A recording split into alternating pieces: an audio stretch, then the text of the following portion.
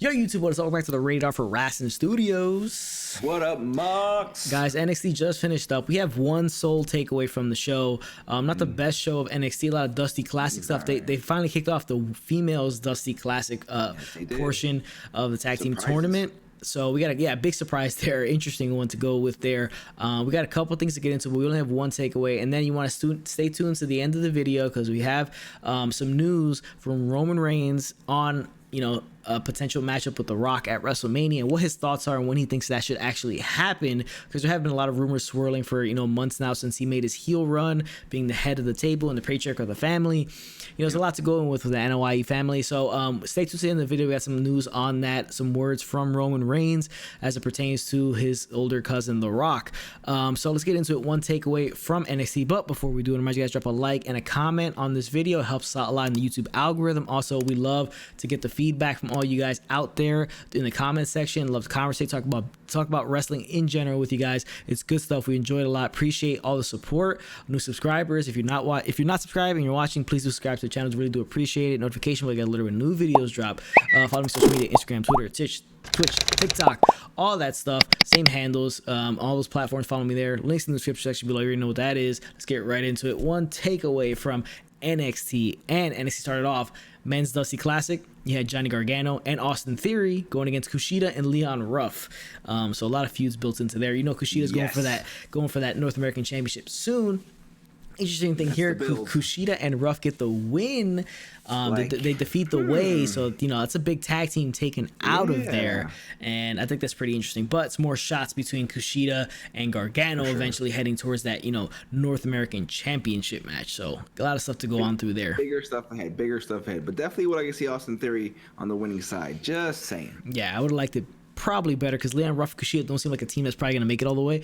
No. So yeah, it's more of like a means to an end just to get the storyline keep going. Yes. Next thing in the show, Karrion Kross taking on Ashanti the Adonis, and already know Karrion Kross about to dominate somebody. He does dominate him, and that's pretty much all there is to there. He does end up hurting him in this matchup as well, so he'll be out for a while. We'll see what happens with that.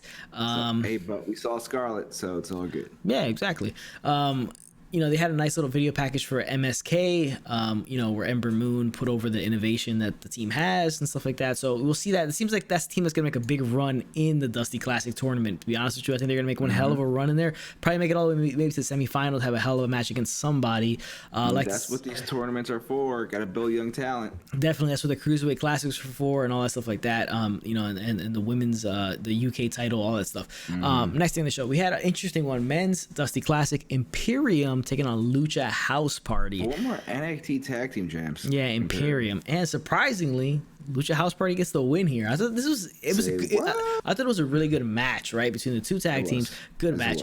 All guys are really proficient and skilled in the ring. But the interesting thing that Lucha House Party got the win here, I thought this was super surprising. Imperium, one of their bigger tag teams, former NXT tag team champions. Now you have the last two former NXT Tag Team Champions out of the picture at Dusty Classic, with Breezango losing last week and Imperium losing this week. And then it seems to be like they're in trouble, Imperium, because Alexander Wolf showed up at the top of the ramp as they walked out after losing, and it didn't look too happy. So we'll see what happens with that. It's pretty interesting though how that went down. Lucha House Party are just like they're just the 5-2 player. They're on every freaking show. It's ridiculous. Yeah. They're pulling all the stops and they're out there. They're playing a big utility role. Now, good on them, man. Making money. After that interesting decision there, we have another interesting decision because they have the big ceremony for the women's Dusty Classic. Beth Phoenix is there talking about it, and the first matchup in the Dusty Classic for the women is Kaden Carter, Casey Catanzaro going against Toni Storm and Mercedes Martinez, which we thought was a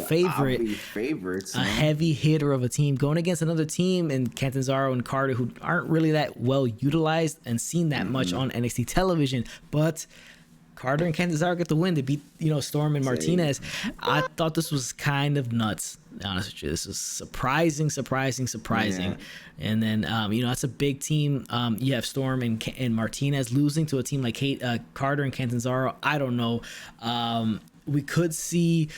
Martinez, last time we saw her, she did attack Shirai. She came back after her, terrible time with Retribution, so she came back as extra rise. So maybe that's what's going for. We have, you have Dakota Kai and Raquel Gonzalez in the tournament as well, another favorite. But with Gonzalez, Storm, and Mercedes Martinez, you have 3 women vying for that NXT Women's Championship. So something's got to give at that point. I mean, I think it's just this tournament's building talent. Toni Storm, Raquel, they're basically they're major stars on NXT. I think they're just trying to build more women and build a tag team division, or just get more eyeballs on different people and see what they got. Maybe this is like their last chance to see what they got. They can, if they get over with the fans or there's hype around them, then maybe they got something. But they know what they got in Toni Storm. They don't know what they have in Kenny Canizaro. So we'll see what happens. Yeah, I mean, it's really like legitimately the only true tag team in NXT for the women, because they have had some matches before. So I guess Carter like all summer. I mean, they were together all summer. So they kind of deserve a little shot here. Let's see what happens. Next thing on the show, we had Bronson Reed taking on Tyler Russ with Malcolm Bivens. This is a match that Russ requested from William Regal, and Reed gets the win here. So I don't really know what's going to go on with Russ going forward, because he has a manager. He's getting a bit of a push here, so we'll see what happens with him going forward. I don't really know. And this Bivens guy was supposed to be like a big deal. So far, it's kind of been a miss, but we'll see. I don't know. Yeah, it hasn't been that great. Next thing on the show, we had Lucha House Party and Kurt Stallion from 205 clear out Legado de Fantasma and Santos Escobar in the ring. He cleared him out, and then it's announced that Santos Escobar will take on Kurt Stallion for the the NXT Cruiserweight Championship. So it was a big shot in the arm for a guy like Kurt Stallion. So we'll see eventually when that goes down. Yeah. We also had Finn Balor demanding a match against Lorcan and Birch from William Regal, and he had to find a partner, and he found a partner in Kyle O'Reilly. So we have that matchup for next week. Kyle O'Reilly and Finn Balor teaming up to take on Birch and Lorcan. We all know Pete Dunne's going to get involved in that match, so we'll see going forward. Should be real interesting. I'm excited for that one. Yeah. We had next, let's take away number 1 and the only takeaway of the show. You see behind us, it's the Fight Pit. Tommaso Ciampa going against Timothy Thatcher. And this was a very physical match, just like the other one was with Thatcher and Riddle. Yeah, which I expected. Is you knew that was going to happen from the first clash between Thatcher and Ciampa. This time in the Fight Pit, they spent the majority of the first part of the match on top on that little perch around it, and they went inside. But it was a heavy hitting match. I don't think it was as good as the one against Riddle. I don't think so either. I think maybe because it wasn't filmed as cinematic as that first one was. And it's surprising here. You see the picture behind this. Thatcher got the win here by submission. He makes Ciampa tap out. Yeah, it's big win for him. It's an interesting decision. Now, where does Ciampa go from here? Because remember, Ciampa came back from multiple injuries. They had the run with Gargano again. They can never fight each other again. He came back, got plugged into that fatal 4-way, Iron Man match for the NXT Championship, lost that, and he's kind of just been meandering around a little bit. He got the feud with Thatcher, but he kind of loses the feud out here because this the end of the feud has to be this match. They can't have another match after this. Fight Pit seems like the end of it, and Thatcher gets the winner. But it's a big win for Thatcher. We'll see what Thatcher gets after this. If he gets pushed somewhere into North American Championship picture, we could see him going against Gargano, him against Kushida, and some interesting matchups there. But Ciampa, I don't know. Maybe he goes to the main roster, and maybe most likely Ciampa seems like a guy would be in the Rumble. Be honest with you. Yeah, I think he's gonna get a shot in the Rumble. I think he might show some. They might give him a little bit of a moment. I'm not saying he's gonna win it now. I'm just saying he's gonna have a moment. Yeah. He'll shine for a little bit. But yeah, I think it's time NXT's kind of run its course.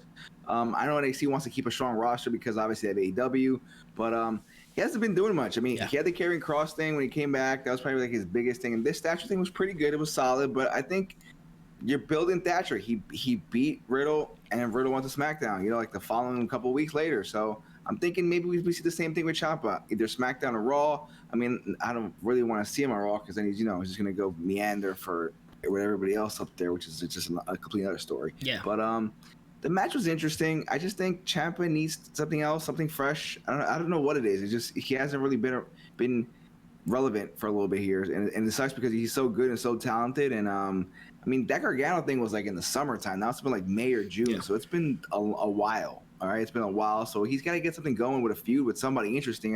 There's no other toys for him to play with. I think everybody's kind of like in their world and have their own feuds going on, so it doesn't really make any sense right now. But I mean, I can see Ciampa on SmackDown, I can see him on Raw. they need some star power on Raw, especially like, you know, Drew's out for a little bit. He's facing Goldberg. There isn't anybody else around that they built. So maybe Ciampa's the guy. I don't know. But he's kind of, I don't know. He just run his course in NXT, I think. Yeah, you have the feeling it has run his course in NXT, and he's just, I don't know. I think he needs to a little freshen up and maybe move. I think his best bet to go to SmackDown is probably the best spot for him. You can see him against Alexa Shinsuke, Cesaro. Him versus Cesaro, I think, would be an awesome matchup. Yeah, there's a lot of matchups you can him versus Daniel Bryan. There's a lot of cool matchups you can see. I just don't know, like, who do you put him against now? He's not really in the title picture. He can't go up against Gargano, so he can't really get into the North American Championship picture. Yeah.